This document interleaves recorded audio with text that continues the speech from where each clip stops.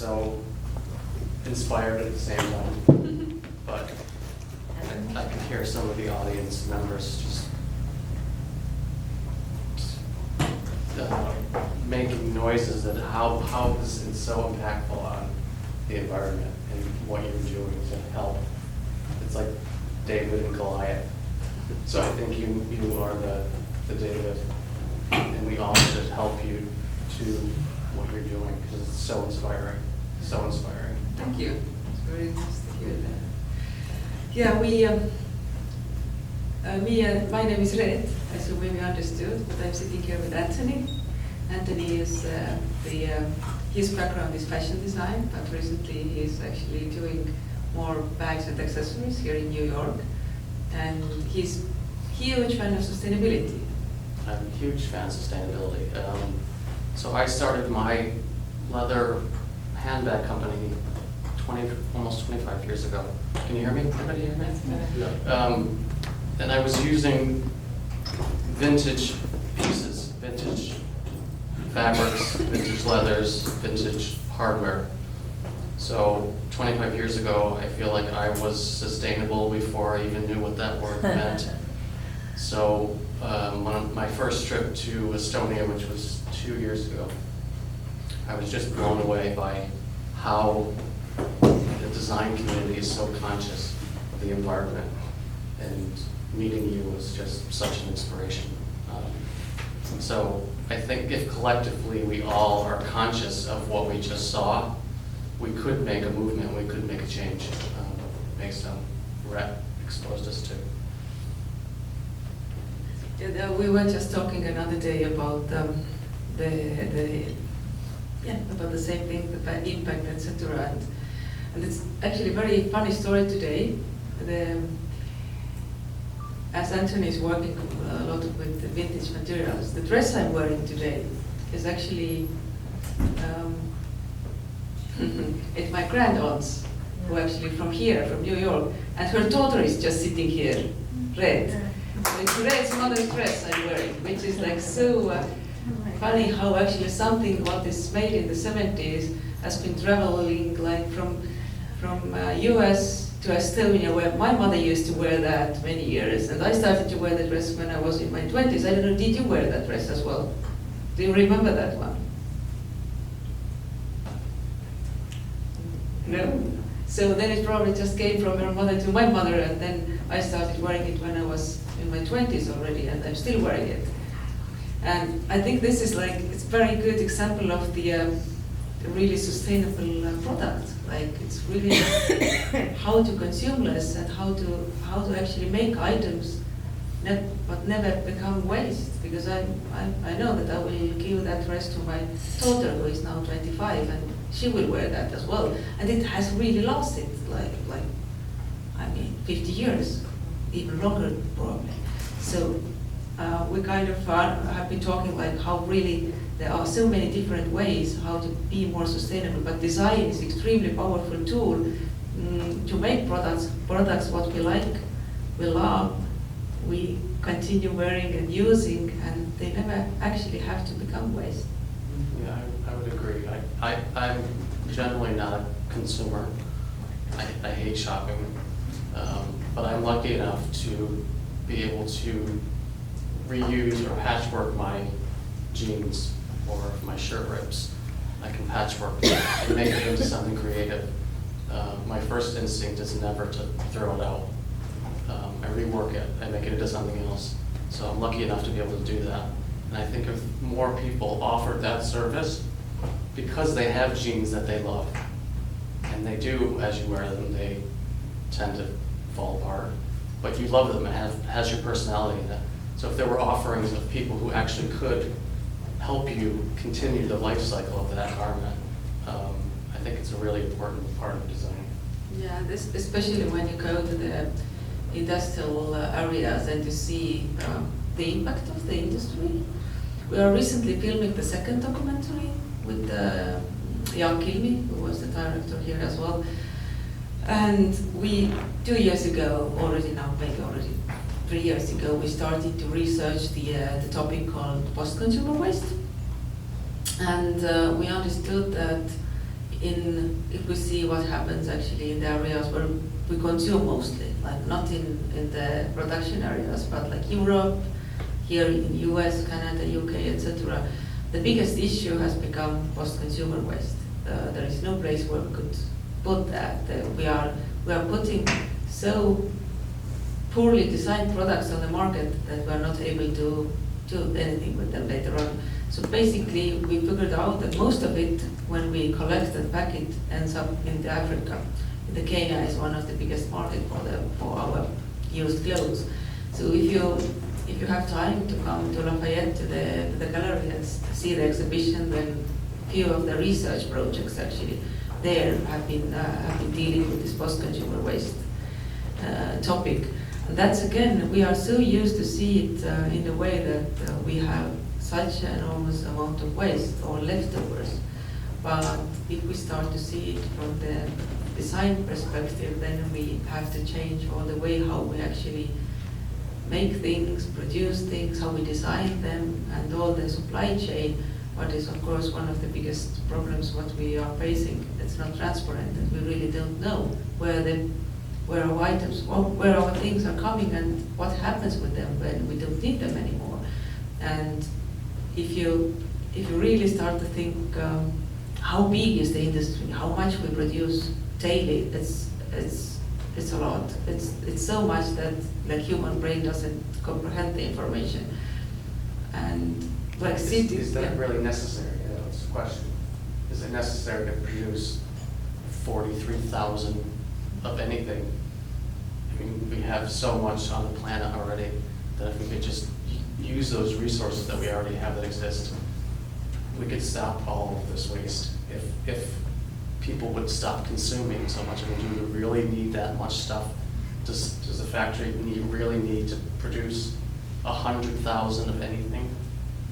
Absolutely, that's the topic. Like, I think not, but of course not. yeah, of course not. Yeah, but I think that's why like designers like you also are extremely needed just to educate or just to show that it's possible to do things differently. Because the way how we still educate our designers is very, very focused to the industry, like fast, mass production, etc. The big fashion industry. You have your own history with the fashion. So I in my career, I've sold to luxury stores around the world, and during my career, I was always pushed to do production, mass production, and it was never really my journey. I wasn't interested in that part of the business. I loved what I do, and I never wanted to not be hands-on and have that creative freedom. So I resisted, and I managed to carve out a niche for myself and make an okay living doing it. And I still love going to work every day. And I'm so happy that I resisted falling into that trap of, make 1,000 of these bags, sell 1,000 of these bags, make more money. That was never really my motivation. My motivation was to do what I really loved and keep it simple and keep it very intimate. And I was lucky enough to be able to sustain myself with that concept. Yeah, that's true. But maybe actually you have questions. Maybe some questions from the audience. Reflections, ideas. Yes, please. Hi. Hi, everyone. I really have an observation which forms a question. The most disturbing part of the film was the material that was being made with all the chemicals. And the second most disturbing part was the level of work that was required at the most basic level of the women and children who were actually fabricating the fabric. So much so that they couldn't, their work all the time couldn't even produce enough of an income. So I have lots of questions. Did the savings of upcycling trickle down to them who were the most affected by this? By increasing their wages, by giving them a better life? Yeah. So there's no way to answer very shortly to that. But if you see the industry, or if, when we go to Bangladesh, there was one scene, we saw 7-year-old girls printing Zara t-shirts. That's the worst I ever seen. Like really, and knowing what it means when you work with so toxic like colors, dyes, that's not very long life you live, because it's very, very hazardous, yes. So, just to give the comment before we continue that, like when we did the test in Finland, this is quite a new area of the research, what we are doing, just to understand what is actually the impact of the fast fashion clothes to our body, to our health. And as you remember, basically the Zara t-shirt, the Zara trousers we bought from Tallinn, they were highly toxic not to use, was the outcome, yeah?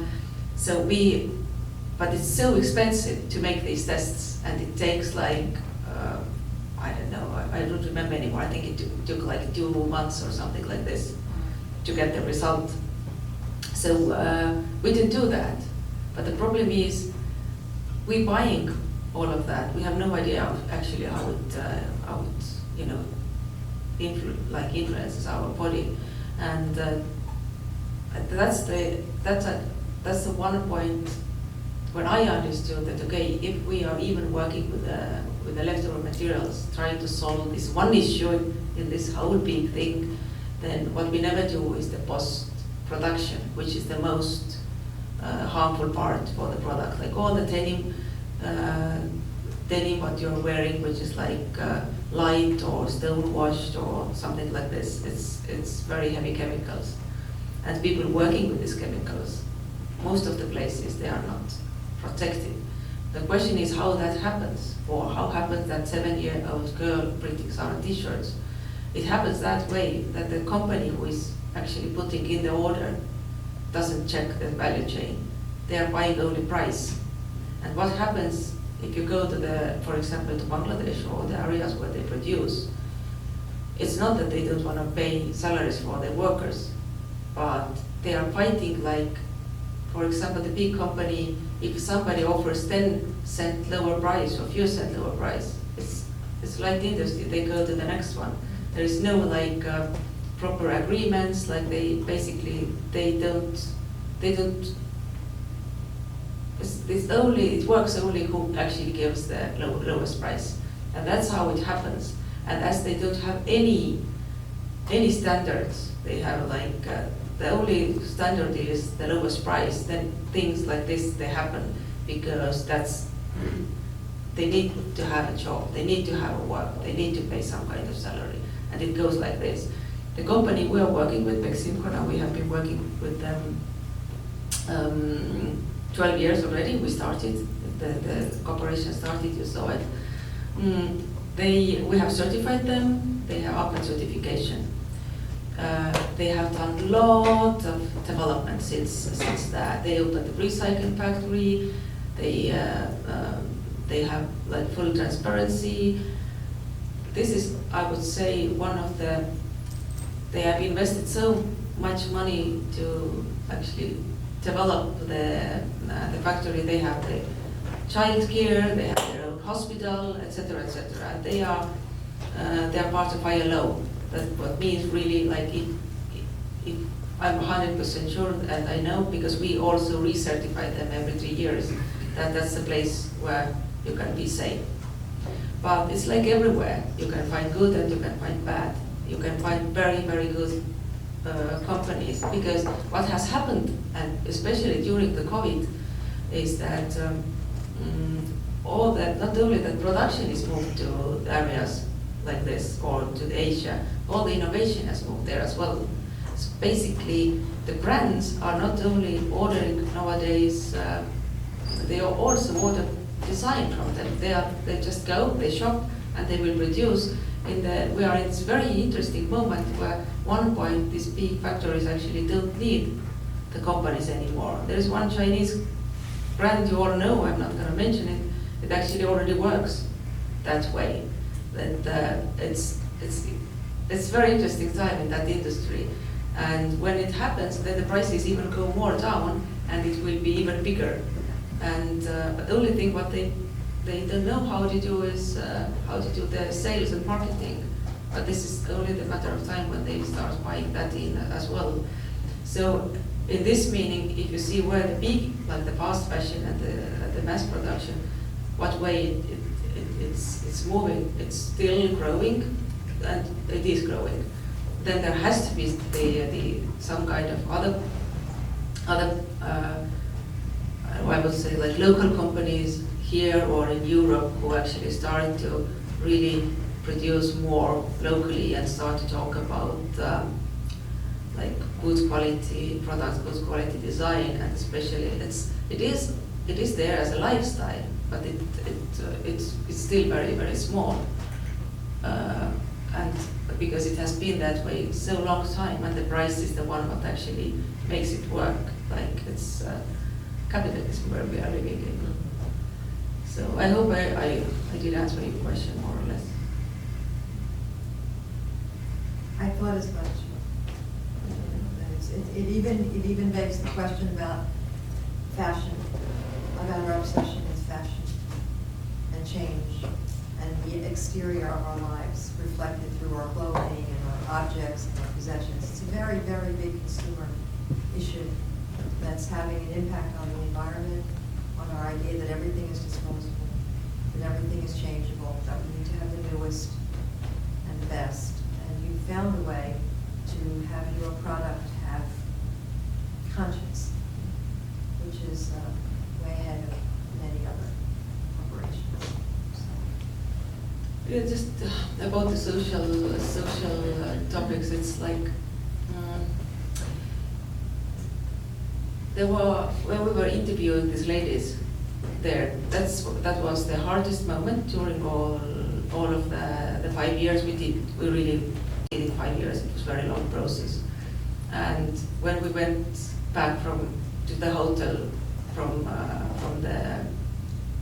that place, we spent a few days with them there. That was for me emotionally extremely difficult moment, because I understood that whatever I do, I never can't change it. And then I understood what I can do actually as a designer. I can design the way how I work. And that was kind of the turning point. And then we actually decided that we will focus more to the environmental part of the issues, because this is much easier, because there are technical, very real methods what you can do. But if it becomes to the social issues and the human factor, it's so complicated. And again, if you do the things, if you start making things differently, it will actually affect that later on, no question. It's a long way, but if we change the way how we design and produce our things, then these people will benefit. So it's yeah, that's the way to go anyway. Yeah. I feel like one could follow me next. You do the design part, and the social part sort of just falls into place. If you keep at it, and you keep at it, then the social problem also will get solved in the end as well. Yes, because just to go there and to see all of that, I would recommend to everybody to have this kind of trip and go to see how actually these people live who make our clothes. Or then the other part, the documentary what we are filming now, we spent quite many days with people who are selling our second-hand clothes. What is their life look like, and what actually the post-consumer waste, what kind of impact it has in Kenya and which countries who are taking it in the post-consumer waste. It's exactly the same pollution, just like used clothes. We send our trash there. They don't need it. I mean, most of it is actually trash, not even clothes you could sell or wear. And I mean, this is extremely, the photo, I don't know if you noticed the photo on the poster for the documentary is actually taken. There is one Yves Saint Laurent, very beautiful shoe. You can see it 60s, like probably made in the 60s. And the photo is taken in the landfill in Nairobi in Kenya, like 2 years ago. definitely not bought and wear it in there. It's a beautiful piece of very good design. How it ends up in a place like this, like Dandora Dumpsite in Nairobi. That's the big question for me, and it actually shows how weird or how wrong or badly designed is all the cycle. How we make, how we use, and how we deal with our clothes. It was very sad. Yeah. I just wanted to add that I've been using this app called Lucky Sweater, where people trade parts of their wardrobe and from like slow fashion, vintage, and homemade, like handmade things. And it's been a really great way to cut down on waste. So I just thought this is probably a room of people that would be interested in that solution. As something you could. What's it called again? It's called Lucky Sweater. Lucky Sweater. Thank you. Yeah, please. I know that designers, of course, they need to create, like you're a designer, fashion designer. But otherwise, if I leave that aside, the creative part, then meaning that we have designers who create new clothes, but is there any, could you say anything about like just using the clothes we already have made and which are wearable? I mean, if it's really true that there's enough clothes in the world right now for 6 generations to come, like how do you see that, just promoting, encouraging, whichever different ways to reuse clothes like you're using the dress?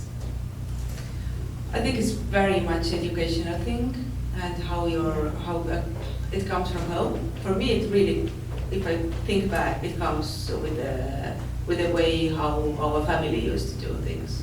Of course, I'm coming the background. I grew up in the Soviet Estonia. I mean, we didn't have so many things around. We got only beautiful clothes when our American relatives visited us in there. That was the only time we saw something different. But it's not just that. I think it's the like what you also do. It's the crafts. It's the tradition. It's the thing that you do things with your own hands. All my family has been always making things like knitting, sewing. I'm not actually very good myself repairing stuff because I really like when clothes are a little bit worn out. It upsets my mother a lot, but I really love it. A little home I think it makes it. It has your personality. Yeah, of course. Right, it makes it comfortable. Yes, and it shows that I have been with the item a long time, and I still love it.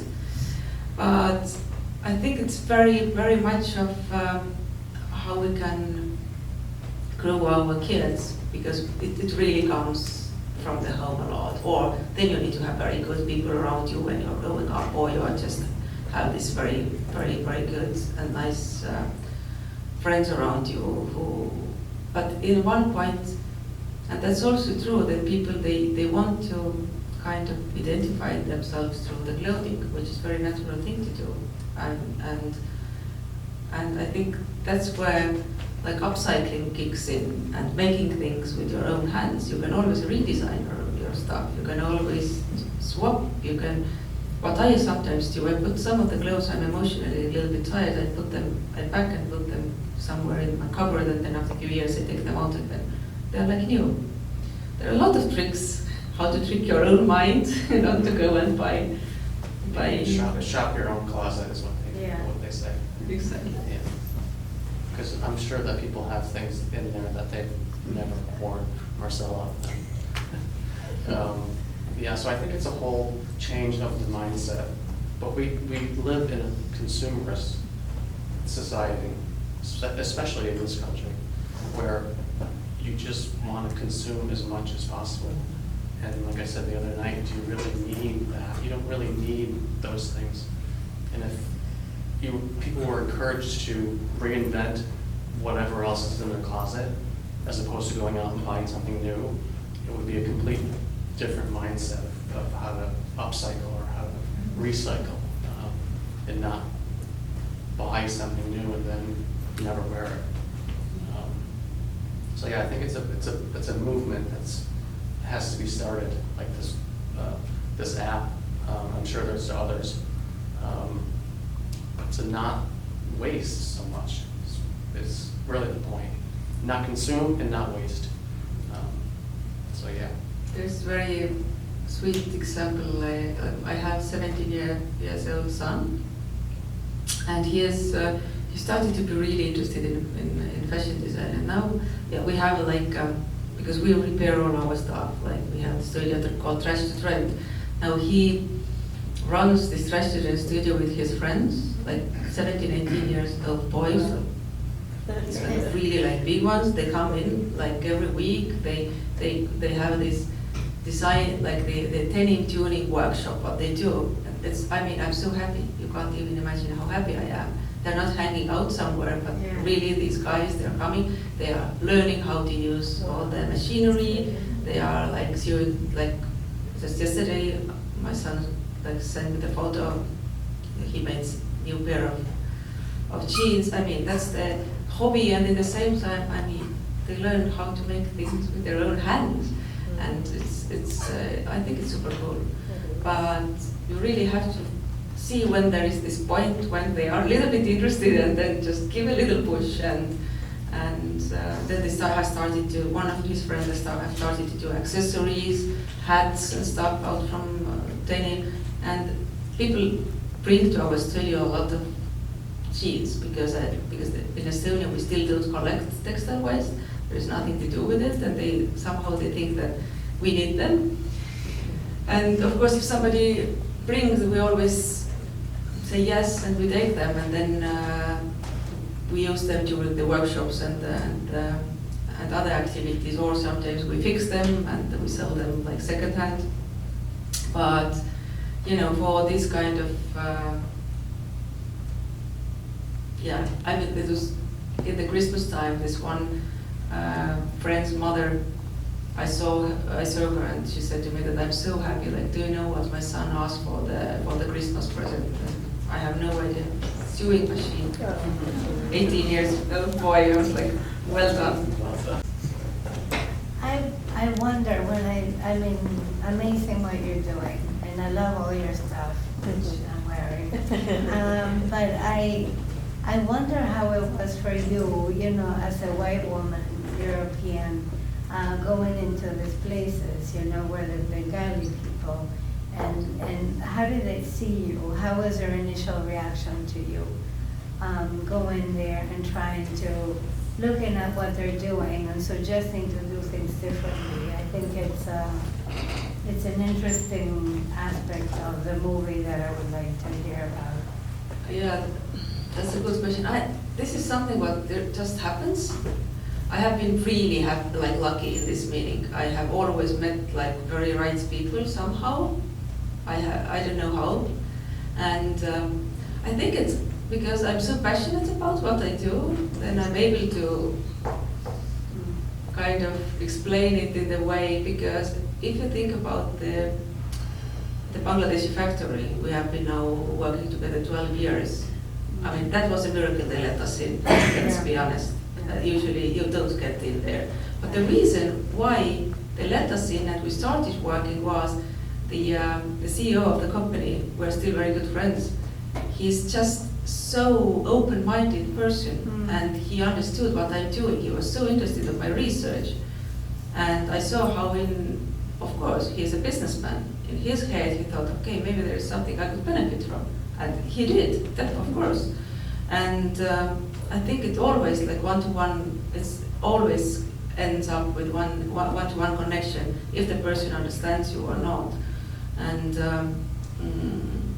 I just have been very, very lucky in this meeting. Like, of course, I take always the risk and I go weird places. There has been a lot of not very nice things happening as well, or like problems, etc. But somehow I just have been very lucky. And if I kind of have the question, in this meeting, because I'm partly academic, I'm working in Estonian Academy of Arts as a senior researcher. I think very big part of me is just a researcher who just wants to understand things. And if you go with an open heart and open mind and you really try to understand things, then people are very kind with you. I never met rude people or like nothing like this. Of course, situations have happened, but they are usually like because you are going too dark somewhere you shouldn't go, or like it's more like these kind of things.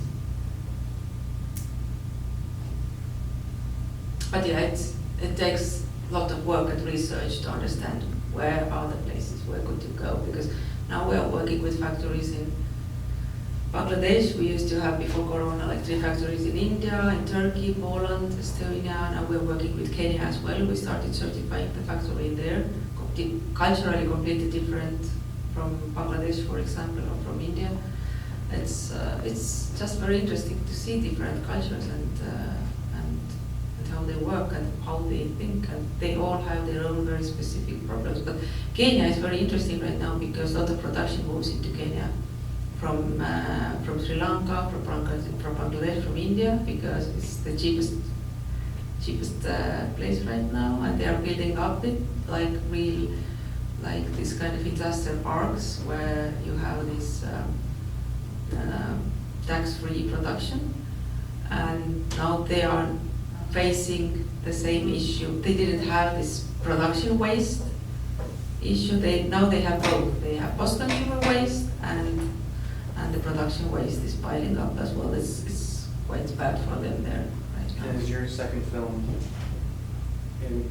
based on the Kenyan Second film, actually we are following the post-consumer waste. We're tracking that down. Yes, we have been shooting 2 years in Kenya already, and we have to go back a few times. But we have started a few projects with my university there, so Estonian Academy of Arts at my university. So we are trying to implement some of the methods already, just to reduce the waste. We're working with their oldest factory there.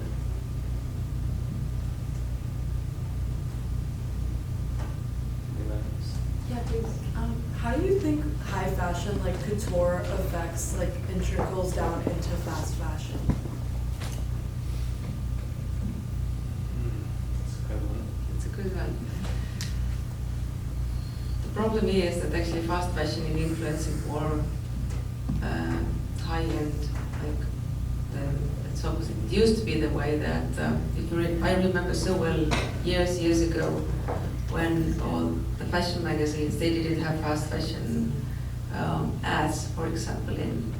It was all about like haute couture, and everybody were copying it. Mm-hmm. What happened one moment, the fast fashion took it over like so fast, and mostly with the price, of course, offering this, like the copies from the catwalks, that I think a lot of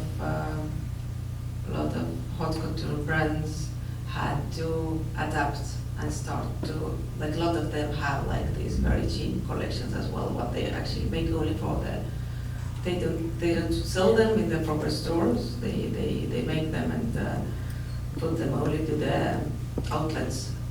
And this is like, I mean, that's so stupid business model, but I think that was the only way to survive. Mm-hmm. And that's how it's actually happening right now. But Yeah, I don't actually think there is much of a couture fashion industry. It's very tiny. It's like It's like minuscule. So these big companies, they have to produce mass to make the money, because the couture business is pretty much non-existent at this point, I think. it's very small. Yeah, it's very small. And even the big designers are making all the, like, look at the Karl Lagerfeld, for example. You know, it's like massive stuff, and like he sells everywhere now. So they're making all this They're fast doing money, what they call collaborations it with passive the- income, right? Because, you know, this is the quickest way to making so much more money. As in the end, actually, they are all produced in the same factories. There is no big difference at one point. Did H&M ever get back to you? No. No. They sent me the private email saying that they can't do this business. Right, as we saw, but they never. That they never, yeah. And, yeah. Have you given up? No. With them specifically? Yeah, I understood that it's actually, it doesn't work that way. the way how they work is they just buy you in, and then you know, that's the only way. They do collabs like this. Like I mean big ones. We have, after that movie, we have done like samples with so many different brands. And everybody is like, wow, such a nice and simple method and genius. But No, thank you. But the problem always comes when the marketing department comes in and says, oh my God, we have to say how much leftovers. Well, we can't say that. Well, it was interesting because Yeah. in the movie, that one woman was like shocked that there was 20% waste in the production. And so she was focusing on that more than she was focusing on what you were trying to bring to the table. But they clearly had no idea. They which have is no wasted. idea. They have Nor no do they idea. care at this point, right? Absolutely They not. don't care. And that really scares them, like, no, we can't say that out loud. Of course, It's, right, it's because just that- bad publicity. Totally. Yeah. So it's, I think it's this upcycling and industrial upcycling is something what is very good for the smaller brands, independent brands, because also you don't have to produce like 10,000 or 20,000, because sometimes you have fabric for, I don't know, 250 items or 600 or 25, 60, and it's like the way how we work. For example, in Peximco and the big one, we have our own sewing line. We have the workers, most of them have been working with us like 10 years. I go every year there, they know exactly how to do our product, so this is our line, our people, we know exactly how to do things. And we have no minimum quantity, which is for the small independent brand just perfect. And we have a lot of B2B clients we were working with, and I mean that's the way how you never can't go to the big industry and produce just 600 t-shirts. Nobody will do it for you. But when you work with the leftover material, then it's possible. Yeah, and it's like it completely kind of opened new like product line or new market, and yeah, it's actually like beneficial for everybody. Like for the factory, they are able to sell their main like sewing, like main work, plus they get rid of their leftovers, and you know they sell the leftovers. We don't get them for free, so it's like beneficial for everybody in the end. It's quite a nice business model.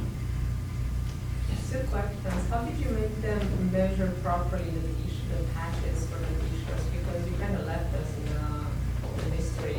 It was the t-shirts. Yes. How did you get them to measure them properly to fit at the end? Ah, you mean this the song festival? Yes. Yeah. And second question, what about brands that take back their clothes? Sorry, What about brands taking back their clothes? that's Is the that a trend that we see? in the future? brands doesn't want to take them back.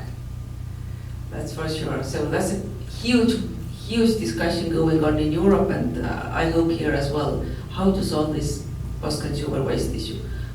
Our brand is taking everything back. If somebody doesn't wear it anywhere, we take it back. What we do, first of all, if client doesn't want it back to like when it's repaired, because we have free repair to our clothes, then we fix it, we put it to the second-hand part, or we store it and then we recycle it. When you go to see the exhibition, you will see one hat in there. This hat is actually made post-consumer waste in Estonia, like our collected stuff, and then together with the recycling center, we collected some t-shirts and denim. And that's the reason why our clothes, if you see our line, is very simple. We never mix different materials. It's always monomaterial. We don't put any print on it. We use only embroidery. We even don't have the tags inside from the other fabric. We always print all the needed information on the same fabric. There is no extra buttons or nothing like this. If you don't know the background, you would say it's very simple collection, but it's all there because of the reason we would like to be able to recycle the items later on. How it is in the Europe right now, the discussion. Of course, big brands, they don't want to start taking their own clothes back because there's nothing they could do with it. So it will be like a huge issue for them. But in Europe, actually from the next year, like you can't put your clothes to the trash anymore. It has to be collected separately. I don't know. I think you don't do it here. No. Yeah. So it's all one point. You have to start doing that as well. When it's put separately, then the next question is it has to be sorted. Most of it goes to the second hand, but it's very tiny percentage what goes to the second hand. What to do with it all? Of course, it would be the best if all the brands would take their own clothes back and would deal with it. But that would mean that they have to really change how they design and produce, etc. They should start using the methods called circular design. We are very, very far from that. So probably the first thing what will come is that everything was collected, the brands will just pay some money, and then there are certain organizations who are taking care of them. Right now, Europe is not able to take care of its own post-consumer waste, or in US, I'm 100% sure for that. That's why we are sending it out, because there's no place where to put it. We have regulated that, we can't put it in the landfill, but we don't have a solution for it. So there is no place where to put it, so we send it to Sub-Sahara, like there. It will be probably one point you can't do that anymore as well, so that's the main question, how we solve it, how we is it really like we regulate the big companies and we regulate what is the product they can put on the market? I like that much more because it would end up in the big run much less waste. If we just pay to somebody who will take care of the trash or the post-consumer waste, it's going to be a very long way to the waste-free world. I mean, there are no good solutions. It's messy. I mean, basically there is no solution for that. There are some brands that take, like Patagonia takes back, and maybe Eileen Fisher. Even H&M, I think, I wonder if they don't take it back. What bothers me is that they give you a discount for new clothes. I'm like, I don't bring you back clothes to buy new ones. But That they should don't- not be the. But they don't deal with Most certainly. they don't deal with it. They have the partner who exactly the same way, like who is the paid organization who just takes the clothes and they have no idea what actually happens with the clothes. This is completely marketing strategy. But I Patagonia resells I didn't even know that was a thing, repairs. that you could bring I like a think- brand I thing, you can bring it back to the store. $30 for a $30 gift certificate for a used Patagonia item. Patagonia is I didn't different. realize that was the thing. Patagonia has different. I think they have very, very beautiful idea of repairing things and Yeah. reselling, and they take back only their own Yeah. good quality items. This is what we also do. Nudity does that, like a lot of, I think even Levi are starting to open the repair shops, if I'm correct. I read from somewhere. There's a French kids brand, I want to say Vivato, but I'm not sure. And it's pretty expensive, and so not everybody can afford them, and they used to be last long. And they take them back now and they resell them at a more affordable prices. And actually, it turns out that people got used and accustomed to those, and then they can afford them secondhand, and then slowly they kind of, so it's a win-win for both. And Absolutely. logistically, it's not easy. There was an article run not long ago about it, and they say they cannot, but they take their own, and that's, for me, it's a sign of trust, and you kind of stand by your product. Yeah, but that's exactly to do that, you have to have good quality product. Like fast fashion can't do that. Fast fashion.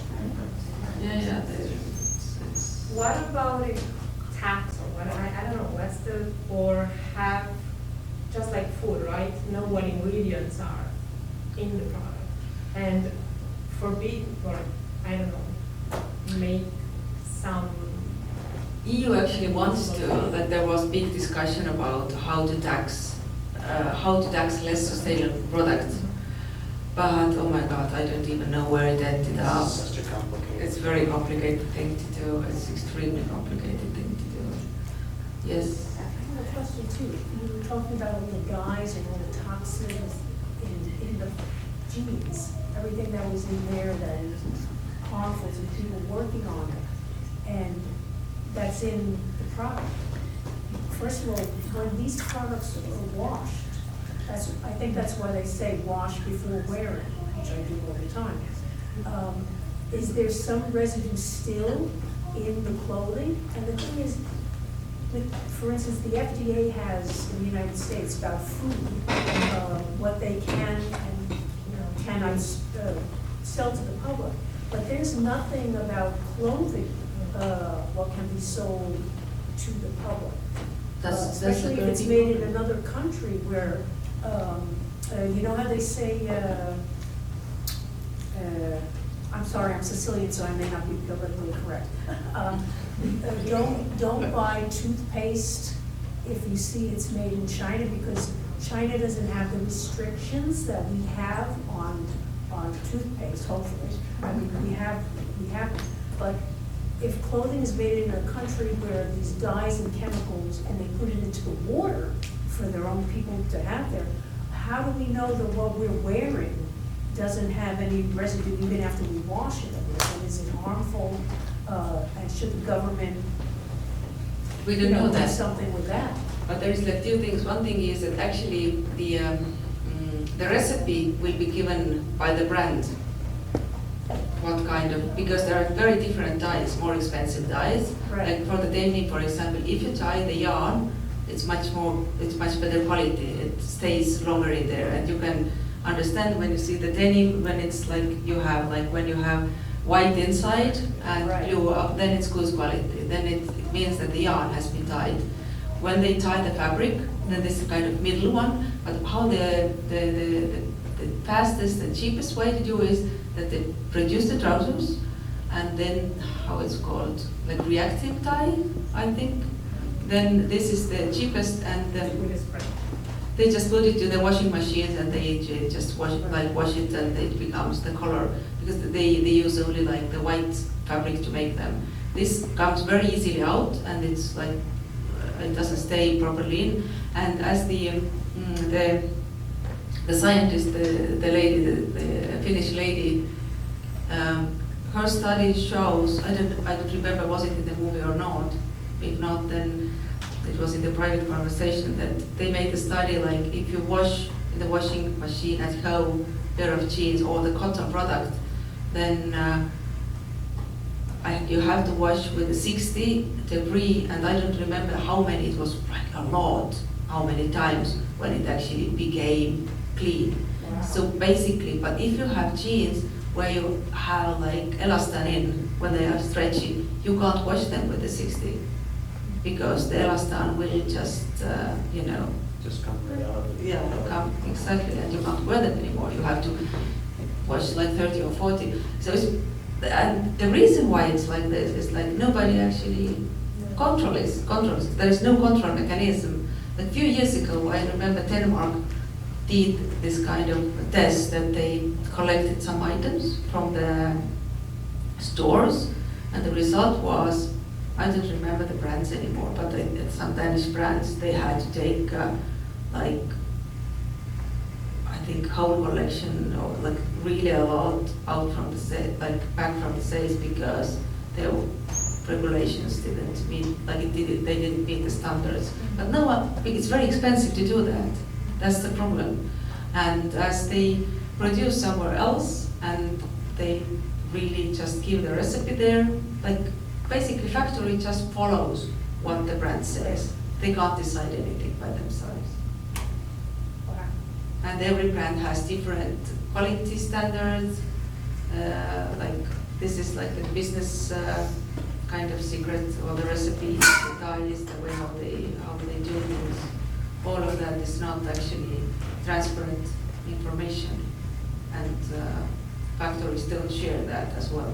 So the only way to do that would be really when the products come here, then it will be checked here, and if it's not good, it will be taken out from the market. Thank you.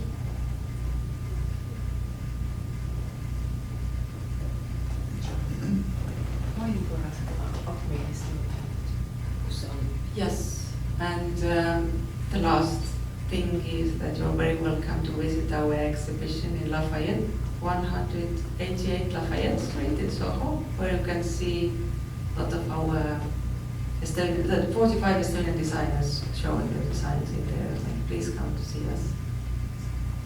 Tomorrow is the last day. Highly Tomorrow is the recommend last day, yes. it. Yeah, highly recommend it. A really beautiful thing. So if you haven't gone, please take the opportunity to go and see all these beautiful, sustainable products that these Estonian designers have made. Great, thank you. Thank you. Thank you.